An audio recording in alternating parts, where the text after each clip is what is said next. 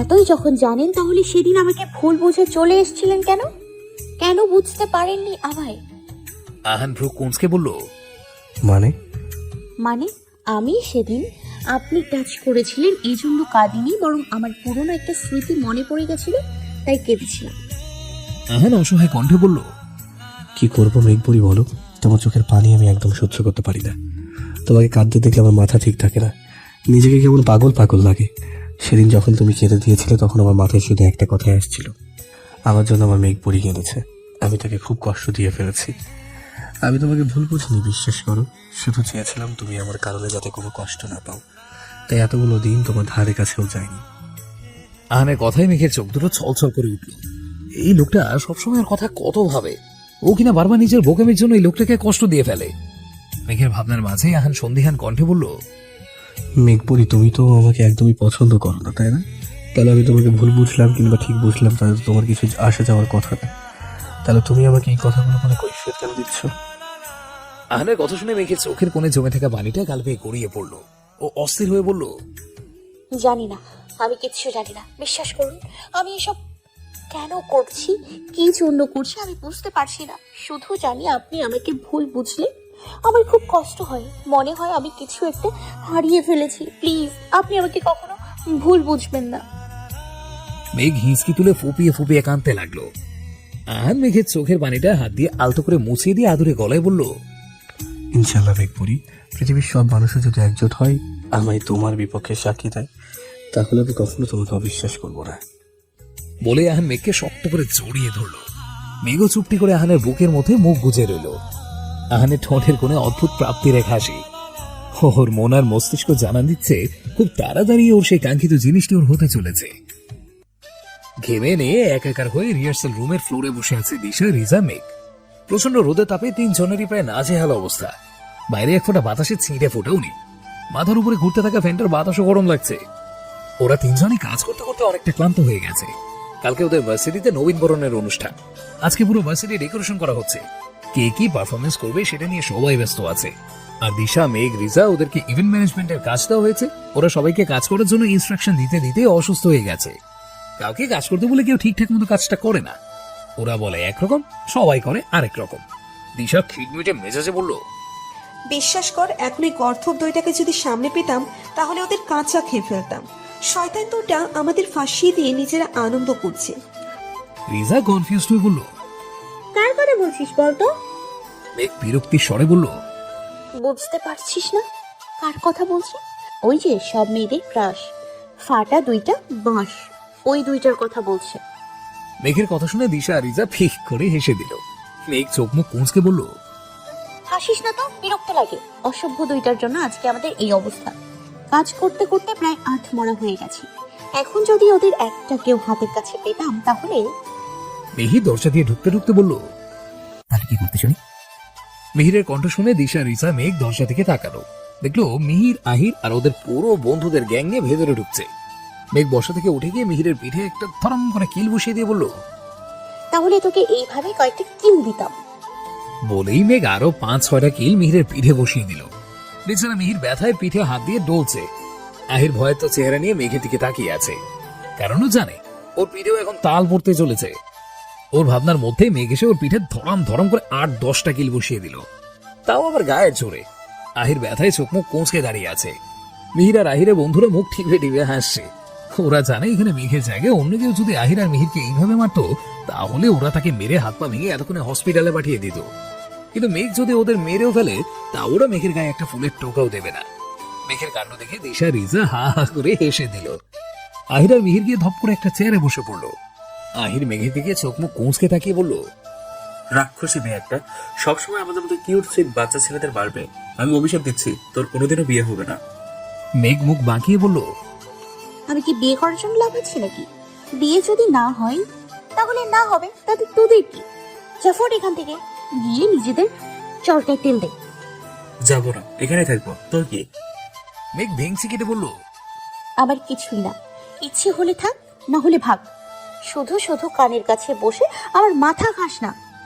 মেহির ধমক দিয়ে বলল, এই তোরা থামবি নাকি দুইটাকে দুইটা চর মারবো? হ্যাঁ, আজকে অনেক কাজ আছে, তুই ফালতু কথা বাদ দিয়ে সবার কাছে কথা বল। মিহিরের ধমকে আহির আর মেঘ একটু দমে গেল। মিহির সিরিয়াস মুখ করে দিশাকে উদ্দেশ্য করে বলল, দিশা অ্যাডসমেন্টের লিস্ট একটু দেখাতো দেখি, ওখান থেকে এখনো তোরা কি কি ব্যবস্থা করতে পারিস নি, সেগুলো আমরা করে নেবো। মিহিরের কথায় দিশা সম্মতি জানিয়ে ওর ব্যাগ থেকে লিস্টটা বের করে দিল। মিহির লিস্টটা খুলে দেখছিল। তখনই মেঘ মিহিরকে উদ্দেশ্য করে বলল, এই ভাইয়া এইবার চিফ গেস্ট কারা কারা আসছে? মিহির কাগজের দিকে চোখ রেখেই বলল,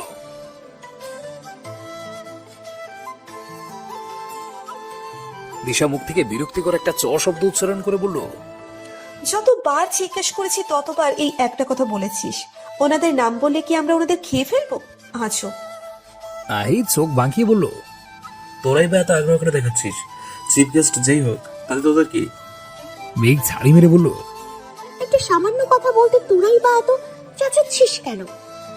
আহির পকেট থেকে ফোনটা বের করে টিপতে টিপতে বলল, 100 বার পেঁচাবো, তোরাই বা কারণ ছাড়া এতবার জিজ্ঞেস করছিস কেন?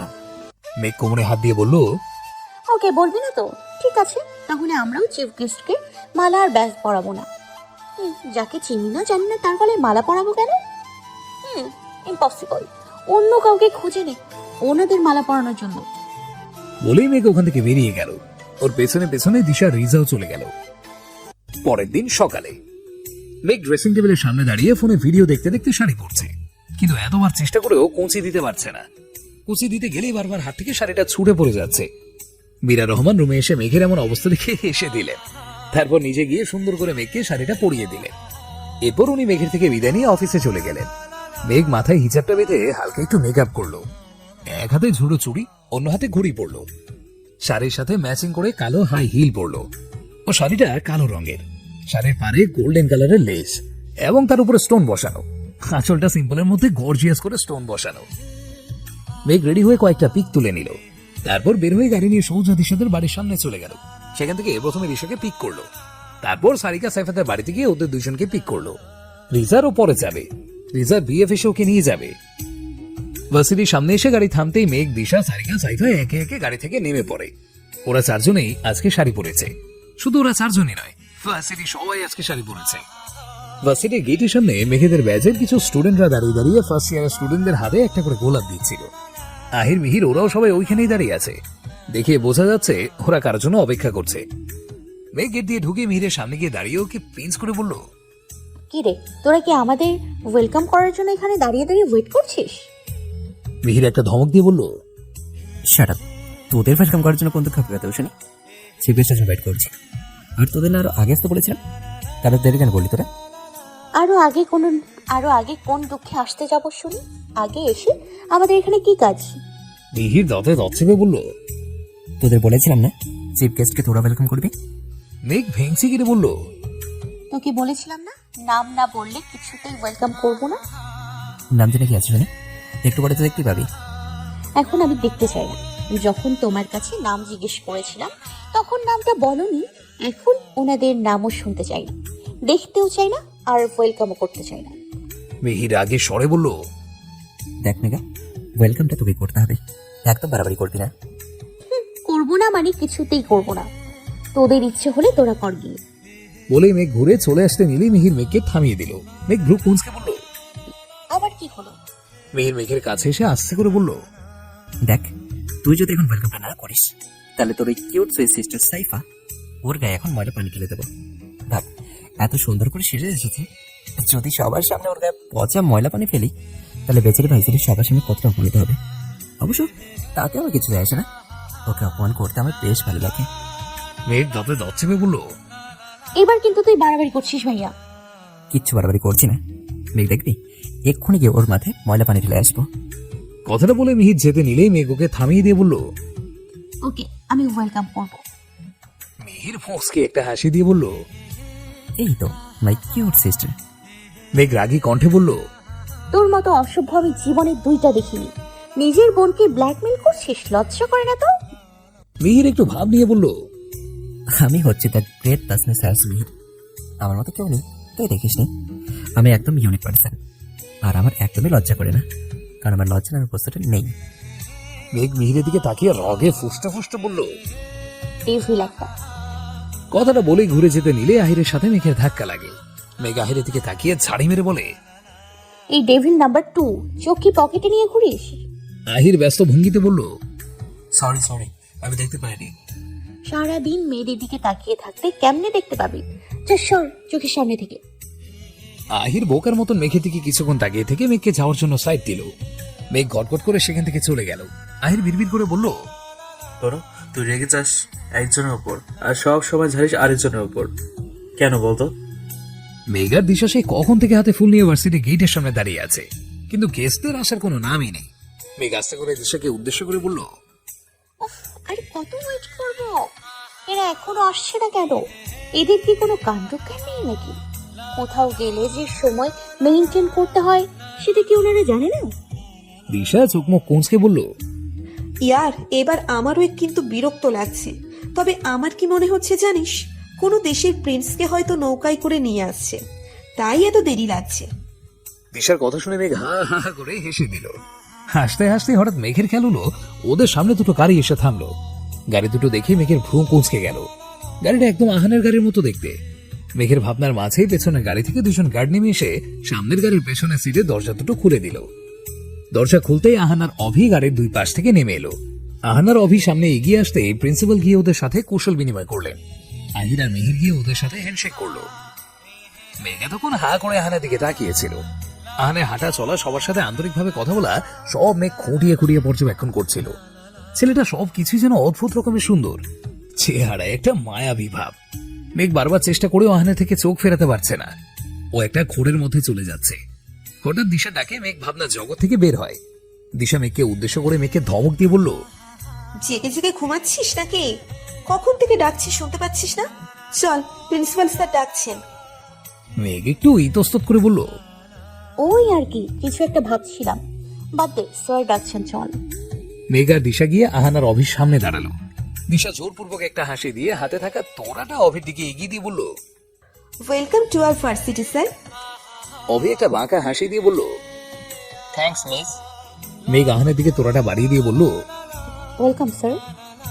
বলেই মেঘ আহানের মুখের দিকে তাকালো। তাকিয়ে ও অবাক হলো।